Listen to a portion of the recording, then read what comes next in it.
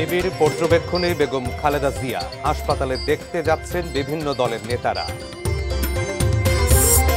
জমে উঠেছে নির্বাচনী প্রচার, খালেদা জিয়ার সুস্থতার জন্য দোয়া।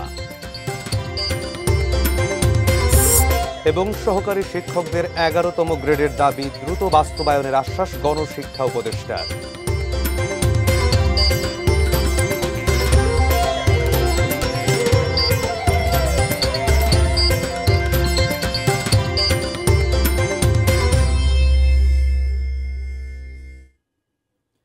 দেখছেন এটিএন নিউজ। দেশের খবরের আয়োজনে আপনাদের সঙ্গে রয়েছে আমি সাইমুল হক। জানিয়ে দিয়েছিলাম নাসির সিনটেক্স অ্যালুমিনিয়ামের সৌজন্যে সংবাদ শিরোনামগুলো।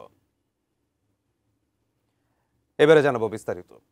হাসপাতালে চিকিৎসাধীন বিএনপি চেয়ারপারসন এবং সাবেক প্রধানমন্ত্রী বেগম খালেদা জিয়ার শারীরিক অবস্থা সংকটময় তবে স্থিতিশীল। এভারকেয়ার হাসপাতালে বেগম জিয়ার সাথে দেখা শেষে একথা জানিয়েছেন এনসিপির সিনিয়র যুগ্ম সদস্য সচিব ডাক্তার তাসনিম জারা। এদিকে বিএনপি চেয়ারপারসন বেগম খালেদা জিয়ার আরোগ্য কামনায় দেশবাসীর কাছে দোয়া প্রার্থনা করেছেন রাষ্ট্রপতি মোহাম্মদ শাহাবুদ্দিন। শুক্রবার মধ্যরাতে বিএনপি মহাসচিব সহ শীর্ষ নেতারা বেগম জিয়ার খোঁজ খবর নিতে হাসপাতালে যান স্বরাষ্ট্র উপদেষ্টা অবসরপ্রাপ্ত লেফটেন্যান্ট জেনারেল মোহাম্মদ জাহাঙ্গীর আলম চৌধুরী, আইন উপদেষ্টা আসিফ নজরুল। সকালে হাসপাতালে দেখতে যান জাতীয় নাগরিক পার্টি এনসিপির মুখ্য সমন্বয়ক নাসির উদ্দিন পাটোয়ারি, সিনিয়র যুগ্ম সদস্য সচিব ডাক্তার তাসনিম জারা এবং দক্ষিণাঞ্চলের মুখ্য সংগঠক হাসনাত আবদুল্লাহ। বেগম খালেদা জিয়ার দ্রুত সুস্থতা কামনা করে দেশবাসীর কাছে দোয়া চান তারা। হাসনাত আবদুল্লাহ অভিযোগ করেন, ফ্যাসিস্ট সরকারের কারণে খালেদা জিয়ার এই শারীরিক অবস্থা হয়েছে। চিকিৎসক এবং নার্স যে ওনাকে নির্দেশনা দিচ্ছেন সেগুলো উনি ফলো করতে পারছেন। শারীরিক অবস্থা ক্রিটিক্যাল, উনি নিবিড় পরিচর্যা পাচ্ছেন, অ্যাডভান্স ট্রিটমেন্ট পাচ্ছেন, তবে ওনার অবস্থা স্থিতিশীল আছে। দেশবাসীর কাছে আহ্বান থাকবে ওনার দ্রুত আরোগ্যের জন্য সকলে দোয়া করবেন। হাসপাতালে চিকিৎসাধীন বিএনপি চেয়ারপারসন বেগম খালেদা জিয়ার শারীরিক অবস্থা সংকটময় তবে স্থিতিশীল। সে খবরাখবরই রাখছেন সহকর্মী ফেরদৌস রহমান। আমরা সরাসরি যুক্ত হচ্ছি তার সঙ্গে, তিনি রয়েছেন এই মুহূর্তে এভারকেয়ার হাসপাতালের সামনে। ফেরদৌস, বেগম খালেদা জিয়ার শারীরিক অবস্থা স্থিতিশীল রয়েছে কিন্তু সংকটময়। বিভিন্ন রাজনৈতিক দলের নেতারা দেখতে যাচ্ছেন। বেগম খালেদা জিয়ার শারীরিক অবস্থা সর্বশেষ কি তথ্য আপনি আমাদেরকে জানাবেন? কাছে নাই না থাকার কারণটা হচ্ছে বেগম খালেদা জিয়া আর চিকিৎসা অথবা তার শারীরিক অবস্থা সম্পর্কে জাতীয় নাগরিক পার্টি যেটি বলেছে, এরপরে হাসপাতাল কর্তৃপক্ষ অথবা খালেদা জিয়ার যে চিকিৎসক দল রয়েছেন তাদের কেউই আমাদেরকে নতুন করে কোনো খবর নিশ্চিত করেননি, যে কারণে আমরা কিন্তু বলতে পারছি না। আপনি জানেন যে বেগম খালেদা জিয়া এভারকেয়ারে ভর্তি রয়েছেন এবং তার চিকিৎসা চলছে এবং অবস্থা কিছুটা সংকটাপন্ন, এটিও আমরা শুনেছি। সবগুলো হচ্ছে বিভিন্ন মাধ্যমে শোনা, কিন্তু তার চিকিৎসক দল অথবা হাসপাতাল কর্তৃপক্ষ থেকে কিন্তু কোনো কিছুই আমাদেরকে নিশ্চিত করা হয়নি। আমি কিছুক্ষণ আগে ভেতরেও গিয়েছিলাম, ভেতরে যে পরিবেশটি দেখলাম যে বিএনপি বিভিন্ন অঙ্গ সংগঠনের নেতাকর্মী, বিএনপি সহ তারা আসছেন এবং এসে তাদেরও কিন্তু যে বেগম খালেদা জিয়া যেখানে চিকিৎসাধীন আছেন সে পর্যন্ত যাওয়ার সুযোগ নেই, যেমনটি গণমাধ্যম কর্মীদেরও আসলে নেই। সে কারণে তারা সবাই হাসপাতালে আসছেন মূলত একটা উদ্বেগ উৎকণ্ঠা, যেমনটি আমার পেছনে সাধারণ মানুষ যারা বেগম খালেদা জিয়াকে ভালোবাসেন তারা আসছেন। আপনি জানেন যে বেগম খালেদা জিয়া বাংলাদেশের রাজনীতির জন্য সবচেয়ে গুরুত্বপূর্ণ ব্যক্তি। এজন্য বলা যায় যে তিনি কিন্তু বাংলাদেশের প্রতিটি রাজনৈতিক সংকটে আপসীন ভূমিকা পালন করেছেন, যে কারণে অনেকে বলে যে বিএনপি শুধু নয়, বেগম খালেদা জিয়া মূলত বাংলাদেশের রাজনৈতিক প্রেক্ষাপটে সবচেয়ে গুরুত্বপূর্ণ ব্যক্তি, কেননা তার যে অবদান সেটি আসলে রাজনৈতিক বন্ধনে বাধার মতো আর নেই। যে কারণে তার চিকিৎসা, তার শারীরিক অবস্থা অথবা তিনি কেমন আছেন এটি সারা দেশের মানুষের যেমন আগ্রহ রয়েছে, সারা পৃথিবীর মানুষেরও একটা আগ্রহ রয়েছে। তবে আমরা অসমর্থিত সূত্রে একটি কথা জানতে পেরেছি যে বেগম খালেদা জিয়াকে হয়তো বা উন্নত চিকিৎসার জন্য দেশের বাইরে নেওয়া হতে পারে, সেটি সম্ভবত সিঙ্গাপুর, এবং সে কারণে এয়ার অ্যাম্বুলেন্স প্রস্তুত করে রাখা হয়েছে। তবে এই কথাগুলোর কিন্তু কোনো সমর্থিত সূত্র নেই। আমরা যেটি শুনছি সেটি হাসপাতালে মুখে মুখে ফিরছে, অনেকে বলাবলি করছেন এরকমই। তবে খালেদা জিয়া আসলে তিনি প্রকৃতপক্ষে কেমন আছেন, তার শারীরিক অবস্থা কি, তবে আমরা একটি বিষয় নিশ্চিত হয়েছি যে তার কোনো লাইফ সাপোর্ট এখনো পর্যন্ত দেওয়ার প্রয়োজন হয়নি। তিনি ভেন্টিলেশনেও যাওয়ার প্রয়োজন হয়নি।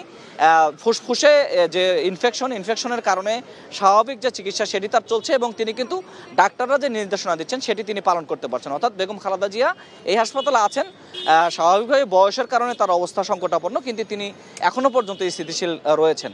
তবে যদি কোনো কিছু হয় সেটি ভালোর দিকে যাবে এমনই প্রত্যাশা আমরা করব। সারা দেশের মানুষ তেমনটি প্রত্যাশা করে যে বেগম খালেদা জিয়া ভালোর দিকে যাবেন, তিনি আবারও। ধন্যবাদ ফেরদৌস। সহকর্মী ফেরদৌস রহমান ছিলেন এভারকেয়ার হাসপাতালের সামনে এবং সেখান থেকে তিনি বেগম খালেদা জিয়ার স্বাস্থ্যের সর্বশেষ তথ্য তিনি আমাদেরকে জানাচ্ছিলেন। বিএনপি চেয়ারপারসন এবং সাবেক প্রধানমন্ত্রী বেগম খালেদা জিয়ার দ্রুত সুস্থতা কামনায় দেশের বিভিন্ন জায়গায় দোয়া এবং বিশেষ মোনাজাত অনুষ্ঠিত হয়েছে। বাদ জোহর ফেনীর সোনাগাজী উপজেলা বিএনপি সহযোগী সংগঠনের উদ্যোগে সোনাগাজী কেন্দ্রীয় জামে মসজিদে দোয়া এবং মোনাজাতের আয়োজন করা হয়। মোনাজাত পরিচালনা করেন মসজিদের খতিব হাফেজ মাওলানা নাসির উদ্দিন। অনুষ্ঠানে প্রধান অতিথি ছিলেন বিএনপির ভাইস চেয়ারম্যান ও ফেনী ৩ আসনে বিএনপি মনোনীত প্রার্থী আব্দুল আওয়াল মিন্টু। ঝালকাঠির রাজাপুরেও বেগম খালেদা জিয়ার রোগমুক্তি এবং সুস্থতা কামনায় দোয়া মাহফিল অনুষ্ঠিত হয়েছে।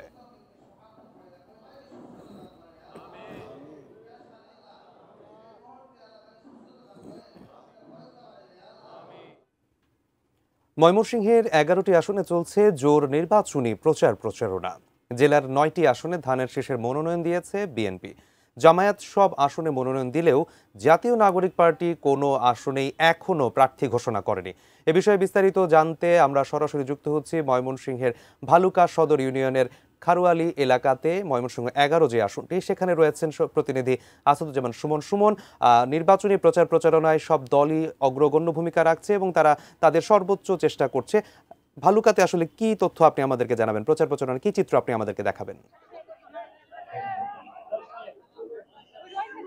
সামিউল, আপনি যেমনটি বলছিলেন যে আসলে ময়মনসিংহের যে ১১টি আসন রয়েছে, ১১টি আসনের যে নির্বাচনী এলাকা সেটি কিন্তু সরগরম হয়ে উঠেছে। বিশেষ করে বিকাল থেকে কার্যক্রম চলে। ময়মনসিংহের ১১টি আসনের মাঝে ৯টি আসনে বিএনপি প্রার্থী মনোনীত করেছেন এবং ২টি আসনে করেননি। সদর ইউনিয়ন এবং গফরগাঁও উপজেলায় প্রার্থিতা ঘোষণা করেনি। অপরদিকে জামাত কিন্তু সবগুলো আসনে মনোনয়ন ঘোষণা করেছে। জাতীয় নাগরিক পার্টি এখনো মনোনয়ন দেননি। আমি এই মুহূর্তে রয়েছে ময়মনসিংহ ১১ আসনের ভালুকা উপজেলা ভালুকা সদর ইউনিয়নের খারুয়ালি এলাকা। এখানে নির্বাচনী পথসভা চলছে। আমি যদি দেখাতে চাই যে এখানে মঞ্চে অতিথিরা আছেন। আজকের মঞ্চের যে অতিথি এবং আজকের যে এই ভালুকা আসনের যিনি ধানের শীষের মনোনীত প্রার্থী ফখরুদ্দিন আহমেদ বাচ্চু, তিনি এখনো মঞ্চে আসেননি। আজকের যে সমাবেশ সেটি শুরু হবে কিন্তু খালেদা জিয়ার যে রোগ মুক্তি সেটির জন্য দোয়ার মাধ্যমে কিন্তু আজকের এই সমাবেশ কার্যক্রম এবং তারেক রহমান উত্থাপিত যে রাষ্ট্র কাঠামো মেরামতের ৩১ দফা সেটি গণমানুষের কাছে পৌঁছে দিতে যে গণসমাবেশ এবং লিফলেট বিতরণ সেটি শুরু হবে। তার আগে কিন্তু এই যে বেগম খালেদা জিয়া অসুস্থ রয়েছেন, আর সুস্থতা কামনায় কিন্তু দোয়া অনুষ্ঠিত হবে। আমরা দেখছি যে বিভিন্ন ইউনিয়ন থেকে, বিভিন্ন ওয়ার্ড থেকে বিএনপির নেতাকর্মীরা, অঙ্গ সহযোগী সংগঠনের নেতাকর্মীরা আসছেন মিছিল নিয়ে। তারা এই সমাবেশে উপস্থিত থাকবেন। এই যে আজকের যে এই ভালুকা সদর ইউনিয়নের যে সমাবেশটি, সেখানে সভাপতিত্ব করবেন সদর ইউনিয়নের সাবেক চেয়ারম্যান সাখাওয়াত পাঠান। তারপর কিন্তু এই অনুষ্ঠানে যে প্রধান অতিথি ভালুকার আসনে মনোনীত প্রার্থী ফখরুদ্দিন আহমেদ বাচ্চু এসে এই অনুষ্ঠানের এই যে প্রধান অতিথি বক্তব্য রাখবেন এবং তারেক রহমানের যে উত্থাপিত ৩১ দফা রয়েছে সেটির বাস্তবায়নের জন্য মানুষের কাছে দানের শীষে ভোট চাইবেন। সব মিলিয়ে কিন্তু শুধু ভালুকা নয়, এই জেলার যে ১১টি আসন রয়েছে সবগুলো আসনে কিন্তু নির্বাচন প্রচার। ধন্যবাদ আসাদুজ্জামান সুমন। দর্শক, ভালুকা থেকে সরাসরি যুক্ত হয়েছিলেন সহকর্মী আসাদুজ্জামান সুমন এবং সেখান থেকে জানাচ্ছিলেন নির্বাচনী আমেজের সর্বশেষ তথ্য। দেশের খবরের পর্যায়ে নিচ্ছি ছোট্ট একটি বিরতি, ফিরবে কিছুক্ষণের মধ্যে, সঙ্গেই থাকুন।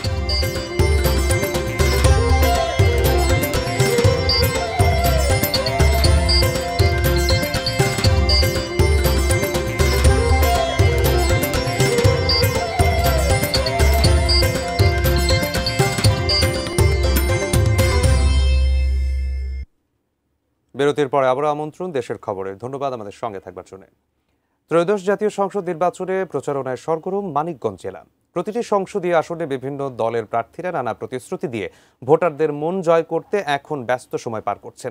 এ বিষয়ে নির্বাচনী প্রচারণার খবর জানতে আমরা সরাসরি যুক্ত হব মানিকগঞ্জ ২ আসনে হরিরামপুর উপজেলার পাটগ্রামে। সেখানে রয়েছেন আমাদের প্রতিনিধি সুজন খন্দকার, তার সাথে সরাসরি যুক্ত হচ্ছে। সুজন, নির্বাচনী প্রচারণার কি অবস্থা মানিকগঞ্জ ২ আসনে, বিস্তারিত জানাবেন। জি ধন্যবাদ আপনাকে। আমি এই মুহূর্তে রয়েছি মানিকগঞ্জের যে হুররামপুর উপজেলা রয়েছে সেই উপজেলার পাটগ্রামে। আপনাকে জানিয়ে রাখতে চাই যে মানিকগঞ্জে মোট 3টি সংসদীয় আসন রয়েছে। এর মধ্যে ইতিমধ্যে 2টি সংসদীয় আসনে কিন্তু বিএনপি তাদের প্রার্থী ঘোষণা করেছে এবং নানা কারণে আলোচনায় থাকার কারণে কিন্তু এখনও এক নং যে আসন রয়েছে সেখানে কিন্তু প্রার্থী ঘোষণা করতে পারেনি। এর পাশাপাশি প্রার্থী দিয়েছে হচ্ছে এনসিপি এবং জামাত সহ বিভিন্ন দল, কিন্তু তারা মানিকগঞ্জের যে আসন রয়েছে সেখানে দিয়েছে। অর্থাৎ এই মুহূর্তে বলা চলে যে মানিকগঞ্জ কিন্তু এই মুহূর্তে আগামী যে ত্রয়োদশ জাতীয় সংসদ নির্বাচন চলছে সেই নির্বাচনে কিন্তু একটা সরগম অবস্থা বিরাজ করছে। আমি এই মুহূর্তে রয়েছি মানিকগঞ্জ 2 আসনে, অর্থাৎ হরিরামপুর এবং সিংগার আসনের, যিনি এই আসনে বিএনপির পক্ষ থেকে মনোনয়ন পেয়েছে ইঞ্জিনিয়ার মনিরুল ইসলাম খান শান্ত। আমার সাথে উনি এই মুহূর্তে রয়েছেন। আমি একটু ওনার সাথে কথা বলতে চাই যে আগামী নির্বাচন ঘিরে উনি নির্বাচিত এই উপজেলার মানুষের জন্য উনি কি করবেন। শান্ত ভাই, একটু জানতে চাই আপনার কাছ থেকে আসলে আপনি কি করবেন যদি নির্বাচনে আপনি জয়ী হন। আপনার প্রশ্নের জন্য ধন্যবাদ। আমি সর্বপ্রথম বলতে চাচ্ছি আমরা আগামী নির্বাচন, ত্রয়োদশ নির্বাচন নিয়ে আমরা মাঠে আছি। তবে মাঠে থাকাতে এই মুহূর্তে আমরা ভারাক্রান্ত হৃদয় আছে আমাদের, কারণ আমাদের নেত্রী, দেশনেত্রী বেগম খালেদা জিয়া 3বারের প্রধানমন্ত্রী, উনি অসুস্থ অবস্থায় হাসপাতালে আছেন। আমরা ওনার অসুস্থতার জন্য আল্লাহর কাছে দোয়া করছি। আমাদের সমস্ত নেতাকর্মীরা ওনার জন্য দোয়া চাচ্ছেন। আপনি যে প্রশ্ন করেছেন, আমাদের এই আসনটি সিংগার এবং হরিরামপুর উপজেলার সাথে মানিকগঞ্জ সদরের 2টি ইউনিয়ন নিয়ে গঠিত। এই ইউনিয়নে প্রায় 4,76,000। ধন্যবাদ মোহাম্মদ সুজন খন্দকার। দর্শক, মানিকগঞ্জ 2 আসন থেকে সরাসরি যুক্ত হয়েছিলেন সুজন এবং সেখান থেকে জানাচ্ছিলেন নির্বাচনী প্রচার প্রচারণার সর্বশেষ তথ্য। সমুদ্রনগরে কক্সবাজারের 4টি সংসদীয় আসনে প্রচার প্রচারণায় ব্যস্ত সময় পার করছেন সংসদ সদস্য প্রার্থীরা। ঘুরছেন শহর থেকে গ্রামে এবং প্রার্থীর প্রচারণায় রয়েছে ব্যতিক্রমী সব আয়োজন। শহরের হাশিমিয়া মাদ্রাসা থেকে এই বিষয়ে বিস্তারিত জানিয়েছেন আমাদের কক্সবাজার প্রতিনিধি। দিন যতই ঘনিয়ে আসছে, কক্সবাজারের 4টি সংসদীয় আসনের যারা সংসদ সদস্য প্রার্থী রয়েছেন তারা কিন্তু প্রচারণা এবং গণসংযোগে ব্যস্ত সময় পার করছেন। ঠিক এই মুহূর্তে আমি রয়েছি শহরের হাশেমিয়া মাদ্রাসা মাঠে। এখানে কক্সবাজার 3 আসনের জামায়াত মনোনীত প্রার্থী যিনি রয়েছেন শহীদুল আলম বাহাদুর, তার নেতৃত্বে একটি ম্যারাথন অনুষ্ঠিত হবে। এই ম্যারাথনটিতে প্রায় 2 থেকে 3 হাজার জামায়াতের লোকজন অংশগ্রহণ করছেন বলে আমরা কর্তৃপক্ষের সাথে কথা বলে আমরা জানতে পেরেছি। এই ম্যারাথনটি মূল উদ্দেশ্য হচ্ছে মাদক মুক্ত সমাজ গঠন করে একটি পর্যটন বান্ধব কক্সবাজার গঠন করাই হচ্ছে এই ম্যারাথনের মূল বার্তা বলে তারা আসলে আমাদেরকে জানিয়েছেন। এখন যেহেতু নভেম্বরের শেষ মুহূর্তে ইতিমধ্যে আমরা চলে এসেছি, ডিসেম্বর জানুয়ারির এই 2 মাস পরেই আসলে ফেব্রুয়ারির প্রথমার্ধে জাতীয় সংসদ নির্বাচন অনুষ্ঠিত হওয়ার কথা রয়েছে। এই নির্বাচনকে কেন্দ্র করে ইতিমধ্যেই সাধারণ মানুষের মাঝে ব্যাপক উৎসাহ উদ্দীপনা তৈরি করার জন্য আসলে জামায়াত এবং বিএনপি সহ অন্যান্য যে সকল প্রার্থীরা রয়েছেন তারা কিন্তু মাঠে ময়দানে ব্যস্ত সময় পার করছেন। কক্সবাজার শহরের হাশেমিয়া মাদ্রাসা থেকে টুকে ছিল এখানকার নির্বাচনের সবশেষ পরিস্থিতি। দেশের খবরের পর্যায়ে নিচ্ছি আরও একটি বিরতি, ফিরবো কিছুক্ষণের মধ্যেই, সঙ্গেই থাকুন।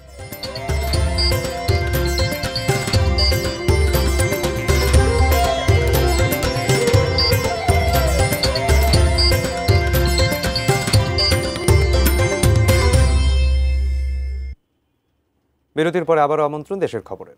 সহকারী শিক্ষকদের 11তম গ্রেডের দাবি অতি দ্রুত বাস্তবায়ন করা হবে বলে মন্তব্য করেছেন প্রাথমিক ও গণশিক্ষা উপদেষ্টা ডক্টর অধ্যাপক বিধান রঞ্জন পোদ্দার। সকালে ভোলায় প্রাথমিক বিদ্যালয়ের অবকাঠামো এবং শিক্ষার গুণগত মান উন্নয়নে অংশীজনদের নিয়ে মতবিনিময় সভা শেষে সাংবাদিকদের প্রশ্নের জবাবে তিনি আরও বলেন, চরাঞ্চলের প্রাথমিক শিক্ষা কর্মকর্তা ও শিক্ষকদের বিশেষ ভাতা দেয়া হবে। সহকারী শিক্ষকদের যেন আমরা 11তম গ্রেড দিতে পারি সেই জন্য আমরা সর্বাত্মক চেষ্টা চালিয়ে যাচ্ছি এবং আশা করি আমরা হয়তো এটা সফল হব। দুর্গত অঞ্চলে যারা থাকবে তাদের বিশেষ ভাতা দেওয়া যায় কিনা সেটার চেষ্টা আমরা করছি আর তদারকির প্রসঙ্গটা বাড়াচ্ছি। মাদক ব্যবসার বিরুদ্ধে কুষ্টিয়ার দৌলতপুরে সীমান্ত এলাকায় জনি নামে এক যুবককে কুপিয়ে হত্যা করেছে প্রতিপক্ষের লোকজন। দুপুর 1:30টার দিকে প্রাগপুর ইউনিয়নের মহিষকুণ্ডি মাঠপাড়া সীমান্ত এলাকায় এ ঘটনা ঘটে। নিহত জনি জামালপুর গ্রামে মৃত জাকির হোসেনের ছেলে। পুলিশ জানায় সীমান্তের শীর্ষ মাদক এবং অস্ত্র চোরা কারবারি সোহান ও সুমনের সঙ্গে টাকা লেনদেনের বিরোধের জেরে শুক্রবার সন্ধ্যায় জনিকে কুপিয়ে আহত করা হয়। এরপর প্রাণ বাঁচাতে তিনি মহিষকুণ্ডি এলাকায় লুকিয়ে থাকেন। আজ দুপুরে নিজ বাড়িতে ফেরার পথে ওত পেতে থাকা সোহান সুমন বাহিনীর 20 থেকে 25 জন সশস্ত্র সদস্য তাকে কুপিয়ে হত্যা করে খোলা মাঠে ফেলে যায়। সিলেটে অনুষ্ঠিত হলো ওরাল ক্যান্সার প্রতিরোধ, প্রাথমিক শনাক্তকরণ এবং চিকিৎসা বিষয়ে আঞ্চলিক বৈজ্ঞানিক সেমিনার। সকালে MAG ওসমানী মেডিকেল কলেজ অডিটোরিয়ামে বাংলাদেশ ওরাল ক্যান্সার সোসাইটি এবং বাংলাদেশ ডেন্টাল সোসাইটি সিলেট শাখার যৌথ আয়োজনে প্রধান অতিথি ছিলেন ওসমানী মেডিকেল কলেজের principal professor doctor Mohammad Ziaur Rahman Chowdhury. সেমিনারে ওরাল ক্যান্সারের ঝুঁকির কারণ, প্রাথমিক উপসর্গ, সময়মতো শনাক্তকরণ, সার্জিক্যাল ব্যবস্থাপনা এবং প্রতিরোধ নিয়ে আলোচনা করা হয়। বাংলাদেশ ডেন্টাল সোসাইটির কেন্দ্রীয় সভাপতি প্রফেসর ডাক্তার পরিমল চন্দ্র মল্লিক, হাসপাতালের পরিচালক brigadier general doctor Umar Rashed Munir সহ বিশেষজ্ঞ চিকিৎসকরা এই সেমিনারে অংশগ্রহণ করেন। শেষ করব দেশের খবর। দেশ শেষ করবার আগে নাসির সিনটেক্স অ্যালুমিনিয়ামের সৌজন্যে শিরোনামগুলো জানিয়ে দেব আরও একবার।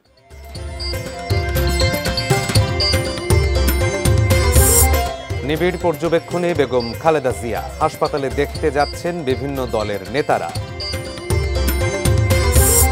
জমে উঠেছে নির্বাচনী প্রচার, বেগম খালেদা জিয়ার সুস্থতার জন্য দোয়া। এবং সহকারী শিক্ষকদের 11তম গ্রেডের দাবি দ্রুত বাস্তবায়নের আশ্বাস গণশিক্ষা উপদেষ্টার।